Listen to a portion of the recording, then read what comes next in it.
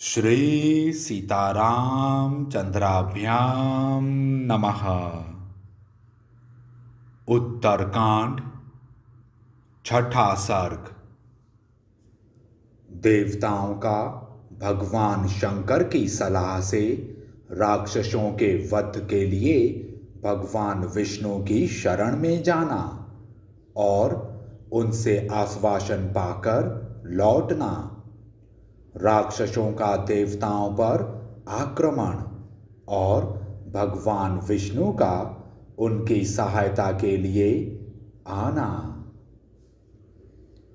महर्षि अगस्त्य कहते हैं, रघुनंदन, इन राक्षसों से पीड़ित होते हुए देवता तथा तपोधन ऋषि भय से व्याकुल हो देवाधिदेव महादेव जी की शरण में गए, जो जगत की सृष्टि और संहार करने वाले अजन्मा अव्यक्त रूपधारी संपूर्ण जगत के आधार आराध्य देव और परम गुरु हैं।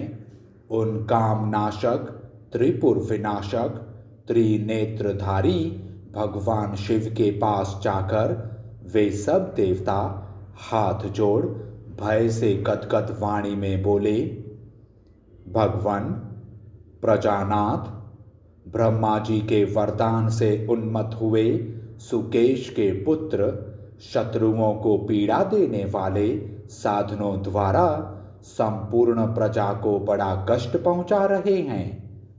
सबको शरण देने योग्य जो हमारे आश्रम थे, उन्हें उन राक्षसों ने निवास के योग्य नहीं रहने दिया है, उजाड़ डाला है। देवताओं को स्वर्ग से हटाकर वे स्वयं ही वहां अधिकार जमाए बैठे हैं और देवताओं की भांति स्वर्ग में विहार करते हैं। माली, सुमाली और माल्यवान, ये तीनों राक्षस कहते हैं, मैं ही विष्णु हूँ, मैं ही रुद्र हूँ, मैं ही ब्रह्मा हूँ तथा मैं ही देवराज इंद्र, यमराज, वरुण, चंद्रमा और सूर्य हूँ।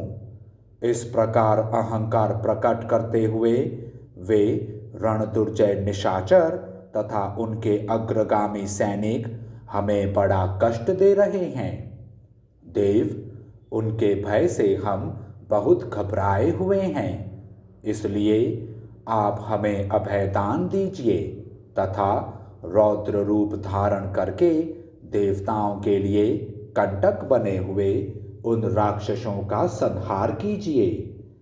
समस्त देवताओं के ऐसा कहने पर नील एवं लोहित वर्ण वाले जटाजूटधारी भगवान शंकर सुकेश के प्रति घनिष्ठता रखने के कारण उनसे इस प्रकार बोले, देवगण, मैंने सुकेश के जीवन की रक्षा की है।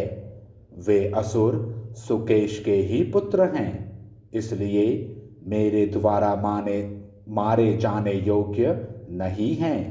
अतः मैं तो उनका वध नहीं करूँगा, परंतु तुम्हें एक ऐसे पुरुष के पास जाने की सलाह दूंगा जो निश्चय ही उन निशाचरों का वध करेंगे। देवताओं और महर्षियों, तुम इसी उद्योग को सामने रखकर तत्काल भगवान विष्णु की शरण में जाओ। वे प्रभु अवश्य उनका नाश करेंगे। यह सुनकर सब देवता जय जयकार के द्वारा महेश्वर का अभिनंदन करके उन निशाचरों के भय से पीड़ित हो भगवान विष्णु के समीप आए। शंख चक्र धारण करने वाले उन नारायण देव को नमस्कार करके देवताओं ने उनके प्रति बहुत अधिक सम्मान का भाव प्रकट किया और सुकेश के पुत्र के विषय में बड़ी घबराहट के साथ इस प्रकार कहा, देव, सुकेश के 3 पुत्र त्रिविध अग्नियों के तुल्य तेजस्वी हैं। उन्होंने वरदान के बल से आक्रमण करके हमारे स्थान छीन लिए हैं। त्रिकुट पर्वत के शिखर पर जो लंका नाम वाली दुर्गम नगरी है, वहीं रहकर वे निशाचर हम सभी देवताओं को क्लेश पहुंचाते रहते हैं। मधुसूदन, आप हमारा हित करने के लिए उन असुरों का वध करें। देवेश्वर, हम आपकी शरण में आए हैं, आप हमारे आश्रयदाता हो। अपने चक्र से उन कमलोपम मस्तक काटकर आप यमराज को भेंट कर दीजिए। आपके सिवा दूसरा कोई ऐसा नहीं है जो इस भय के अवसर पर हमें अभय दान दे सके। देव, वे राक्षस मद से मतवाले हो रहे हैं, हमें कष्ट देकर हर्ष से फूले नहीं समाते हैं। अतः आप सम्रांगण में सगे संबंधियों सहित उनका वध करके हमारे भय को उसी तरह दूर कर दीजिए जैसे सूर्यदेव कोहरे को नष्ट कर देते हैं। देवताओं के ऐसा कहने पर शत्रुओं को भय देने वाले देवाधिदेव भगवान जनार्दन उन्हें अभयदान देकर बोले, देवताओं, मैं सुकेश नामक राक्षस को जानता हूँ। वह भगवान शंकर का वर पाकर अभिमान से उन्मत्त हो उठा है। इसके उन पुत्रों को भी जानता हूँ जिनमें माल्यवान सबसे बड़ा है। वे नीच राक्षस धर्म की मर्यादा का उल्लंघन कर रहे हैं, अतः मैं क्रोधपूर्वक उनका विनाश करूँगा। तुम लोग निश्चिंत हो जाओ। सब कुछ करने में समर्थ भगवान विष्णु के इस प्रकार आश्वासन देने पर देवताओं को बड़ा हर्ष हुआ। ये उन जनार्दन की भूरी भूरी प्रशंसा करते हुए अपने अपने स्थान को चले गए। देवताओं के इस उद्योग का समाचार सुनकर निशाचर माल्यवान ने अपने दोनों वीर भाइयों से इस प्रकार कहा, सुनने में आया है कि देवता और ऋषि मिलकर हम लोगों का वध करना चाहते हैं। इसके लिए उन्होंने भगवान शंकर के पास जाकर यह बात कही। देव, सुकेश के पुत्र आपके वरदान के बल से उद्दंड और अभिमान से उन्मत्त हो उठे हैं। वे भयंकर राक्षस पग पग पर हम लोगों को सता रहे हैं।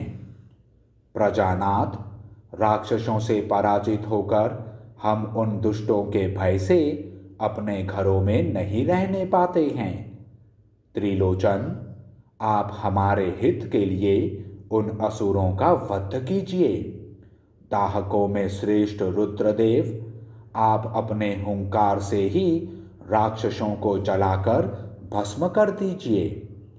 देवताओं के ऐसा कहने पर अंधक शत्रु भगवान शिव ने अस्वीकृति सूचित करने के लिए अपने सिर और हाथ को हिलाते हुए इस प्रकार कहा, देवताओं, सुकेश के पुत्र रणभूमि में मेरे हाथ से मारे जाने योग्य नहीं हैं, परंतु मैं तुम्हें ऐसे पुरुष के पास जाने की सलाह दूंगा जो निश्चय ही उन सब का वध कर डालेंगे। जिनके हाथ में चक्र और गदा सुशोभित है, जो पीतांबर धारण करते हैं, जिन्हें जनार्दन और हरि कहते हैं, तथा जो श्रीमान नारायण के नाम से विख्यात हैं, उन्हीं भगवान की शरण में तुम सब लोग जाओ। भगवान शंकर से यह सलाह पाकर उन कामदाहक महादेव जी को प्रणाम करके देवता नारायण के धाम में जा पहुँचे और वहाँ उन्होंने उनसे सब बातें बताई। तब उन नारायण देव ने इंद्र आदि देवताओं से कहा, देवगण, मैं उन देवद्रोहियों का नाश कर डालूंगा, अतः तुम लोग निर्भय हो जाओ। राक्षस शिरोमणियों, इस प्रकार भयभीत देवताओं के समक्ष श्री हरि ने हमें मारने की प्रतिज्ञा की है। अतः अब इस विषय में हम लोगों के लिए जो उचित कर्तव्य हो उसका विचार करना चाहिए। हिरण्यकशिपु तथा अन्य देवद्रोही दैत्यों की मृत्यु इन्हीं विष्णु के हाथ से हुई है। नमोची, कालनेमी, वीर शिरोमणि, संध्रात, नाना प्रकार की माया जानने वाला राधेय, धर्मनिष्ठ लोकपाल, यमलार्जुन, हार्दिक्य, शुंभ और निशुंभ आदि महाबली शक्तिशाली समस्त असुर और दानव समर भूमि में भगवान विष्णु का सामना करके पराजित न हुए हों, ऐसा नहीं सुना जाता। उन सभी असुरों ने सैकड़ों यज्ञ किए थे। वे सब के सब माया जानते थे। सभी संपूर्ण अस्त्रों में कुशल तथा शत्रुओं के लिए भयंकर थे। ऐसे सैकड़ों और हजारों असुरों को नारायण देव ने मौत के घाट उतार दिया है। इस बात को जानकर हम सबके लिए जो उचित कर्तव्य हो वही करना चाहिए। जो नारायण देव हमारा वध करना चाहते हैं उन्हें जीतना अत्यंत दुष्कर कार्य है। माल्यवान की यह बात सुनकर सुमाली और माली अपने उस बड़े भाई से उसी प्रकार बोले जैसे दोनों अश्विनी कुमार देवराज इंद्र से वार्तालाप कर रहे हों। वे बोले, राक्षस राज, हम लोगों ने स्वाध्याय, दान और यज्ञ किए हैं, ऐश्वर्य की रक्षा तथा उसका उपभोग भी किया है। हमें रोग व्याधि से रहित आयु प्राप्त हुई है और हमने कर्तव्य मार्ग में उत्तम धर्म की स्थापना की है। यही नहीं, हमने अपने शस्त्रों के बल से देव सेना रूपी अगाध समुद्र में प्रवेश करके ऐसे ऐसे शत्रुओं पर विजय पाई है जो वीरता में अपना सानी नहीं रखते थे। अतः हमें मृत्यु से कोई भय नहीं है। नारायण, रुद्र, इंद्र तथा यमराज ही क्यों न हो, सभी सदा हमारे सामने खड़े होने में डरते हैं। राक्षसेश्वर, विष्णु के मन में भी हमारे प्रति द्वेष का कोई कारण तो नहीं है, क्योंकि हमने उनका कोई अपराध नहीं किया है। केवल देवताओं के चुगली खाने से उनका मन हमारी ओर से फिर गया है। इसलिए हम सब लोग एकत्र हो एक दूसरे की रक्षा करते हुए साथ साथ चलें और आज ही देवताओं का वध कर डालने की चेष्टा करें, जिनके कारण यह उपद्रव खड़ा हुआ है। ऐसा निश्चय करके उन सभी महाबली राक्षसपतियों ने युद्ध के लिए अपने उद्योग की घोषणा कर दी और समूची सेना साथ ले जंभ एवं वृत्र आदि की भांति कुपित हो वे युद्ध के लिए निकले। श्री राम पूर्वोक्त मंत्रणा करके उन सभी महाबली विशालकाय राक्षसों ने पूरी तैयारी की और युद्ध के लिए कूच कर दिया। अपने बल का घमंड रखने वाले वे समस्त देवद्रोही राक्षस रथ, हाथी, हाथी जैसे घोड़े, गधे, बैल, ऊंट, शिशुमार, सर्प, मगर, कछुआ, मत्स्य, गरुण तुल्य पक्षी, सिंह, बाघ, सूअर, मृग और नीलगाय आदि वाहनों पर सवार हो लंका छोड़कर युद्ध के लिए देवलोक की ओर चल दिए। लंका में रहने वाले जो प्राणी अथवा ग्राम देवता आदि थे वे सब अपशकुन आदि के द्वारा लंका के भावी विध्वंस को देखकर भय का अनुभव करते हुए मन ही मन खिन्न हो उठे।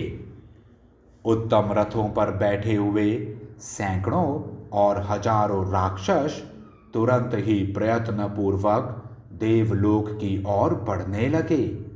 उस नगर के देवता राक्षसों के मार्ग से ही पुरी छोड़कर निकल गए। उस समय काल की प्रेरणा से पृथ्वी और आकाश में अनेक भयंकर उत्पात प्रकट होने लगे, जो राक्षसों के विनाश की सूचना दे रहे थे। बादल गरम गरम रक्त और हड्डियों की वर्षा करने लगे। समुद्र अपनी सीमा का उल्लंघन करके आगे बढ़ गए और पर्वत हिलने लगे।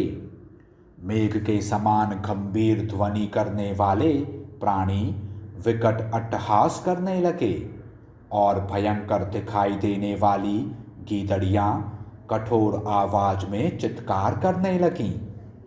पृथ्वी आदि भूत क्रमशः गिरते विलीन होते से दिखाई देने लगे। गीधों का विशाल समूह मुख से आग की ज्वाला उगलता हुआ राक्षसों के ऊपर काल के समान मंडराने लगा। कबूतर, तोता और मैना लंका छोड़कर भाग चले। कौवे वहीं कांव कांव करने लगे। बिल्लियां भी वहीं गुर्राने लगीं तथा हाथी आदि पशु आर्तनाद करने लगे। राक्षस बल के घमंड में मतवाले हो रहे थे। वे काल के पाश में बंध चुके थे, इसलिए उन उत्पातों की अवहेलना करके युद्ध के लिए चलते ही गए, लौटे नहीं। माल्यवान, सुमाली और महाबली माली, ये तीनों प्रज्वलित अग्नि के समान तेजस्वी शरीर से समस्त राक्षसों के आगे आगे चल रहे थे। जैसे देवता ब्रह्मा जी का आश्रय लेते हैं, उसी प्रकार उन सब निशाचरों ने माल्यवान पर्वत के समान अविचल माल्यवान का ही आश्रय ले रखा था। राक्षसों की वह सेना महान मेघों की गर्जना के समान कोलाहल करती हुई विजय पाने की इच्छा से देवलोक की ओर बढ़ती जा रही थी। उस समय वह सेनापति माली के नियंत्रण में थी। देवताओं के दूत से राक्षसों के उस युद्ध विषयक उद्योग की बात सुनकर भगवान नारायण ने भी युद्ध करने का विचार किया। वे सहस्त्रों सूर्यों के समान दीप्तिमान दिव्य कवच धारण करके बाणों से भरा तरकश लिए गरुड़ पर सवार हुए। इसके अतिरिक्त भी उन्होंने सायकों से पूर्ण 2 चमचमाते हुए तुणीर बांध रखे थे। उन कमल नयन श्री हरि ने अपनी कमर में पट्टी बांधकर उसमें चमकती हुई तलवार भी लटका ली थी। इस प्रकार शंख, चक्र, गदा, शार्क, धनुष और खड्ग आदि उत्तम आयुधों को धारण किए सुंदर पंख वाले पर्वताकार गरुड़ पर आरूढ़ हो वे प्रभु उन राक्षसों का संहार करने के लिए तुरंत चल दिए। गरुड़ की पीठ पर बैठे हुए वे पीतांबरधारी श्याम सुंदर श्री हरि सुवर्णमय मेरु पर्वत के शिखर पर स्थित हुए विद्युत सहित मेघ के समान शोभा पा रहे थे। उस समय सिद्ध, देवर्षि, बड़े बड़े नाग, गंधर्व और यक्ष उनके गुण गा रहे थे। असुरों की सेना के शत्रु वे श्री हरि हाथों में शंख, चक्र, खड्ग और शार्ंग धनुष लिए सहसा वहां आ पहुंचे। गरुड़ के पंखों की तीव्र वायु के झोंके खाकर वह सेना क्षुब्ध हो उठी। सैनिकों के रथों की पताकाएं चक्कर खाने लगीं और सबके हाथों से अस्त्र शस्त्र गिर गए। इस प्रकार राक्षस राज माल्यवान की समूची सेना कांपने लगी। उसे देखकर ऐसा जान पड़ता था मानो पर्वत का नील शिखर अपनी शिलाओं को बिखेरता हुआ हिल रहा हो। राक्षसों के उत्तम अस्त्र शस्त्र तीखे, रक्त और मांस में सने हुए तथा प्रलयकालीन अग्नि के समान दीप्तिमान थे। उनके द्वारा वे सहस्त्रों निशाचर भगवान लक्ष्मीपति को चारों ओर से घेर कर उन पर चोट करने लगे। इस प्रकार श्री वाल्मीकि निर्मित आर्ष रामायण आदि काव्य के उत्तर कांड में छठा सर्ग पूरा हुआ। जय श्री राम।